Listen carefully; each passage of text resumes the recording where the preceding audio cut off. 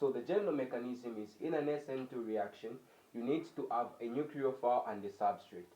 So NUC stand for the nucleophile. Then this nucleophile will attack a carbon that bears a leaving group. So a leaving group will denote it by letter X. It can be a bromine, anything O, TS, those those letter ions, those groups can be attached there, but the mechanism will be the same. So the first thing, the nucleophile with a charge, this can be a sodium or the hydroxide ion, attacks. So here is the nucleophile with a charge. Then it will attack a carbon that bears a leaving group. And when does that, this one breaks. This arrow shows that this one will break, taking all the pairs, the two pairs of electrons. As a result, this carbon will be short of two more electrons. So this will supplement now the loss of those two electrons. As a result now, as a result, this these this nucleophile will attach itself at a position where the leaving group attached itself in the first place. So this is what is happening. The nucleophile attacks the carbon, then this bond breaks, which is this is homolytic cleavage. So this is a homolytic cleavage. This takes this is electrolytic cleavage. This bromine is taking all the electrons. So as a result, there is the formation of a carbocation, but everything takes place within one step. So it is a concerted type of reaction. It's a faster type of reaction per se. So this is what will happen now.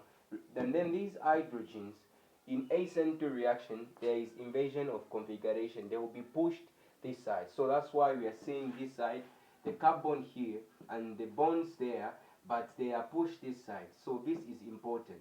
And this nucleophile cannot attack this side. It will always attack from the back. It's a backside attack.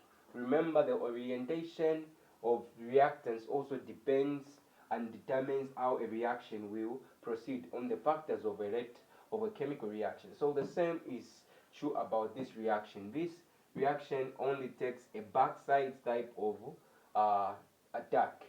So here is an example. We are saying we have, this is ethyl bromine. So this is ethyl bromine reacting with sodium hydroxide in dimethyl sulfur oxide. So this is what we have here. Then the products, we know it's ethanol because the bromine will be removed, then substituted by the OH from the sodium. So as a result, the mechanism for you to write that, you get the OH, you get the OH from the sodium hydroxide, which is OH with a charge. Now it will be an ion. So the sodium, the hydroxide ion now is the one that will attack.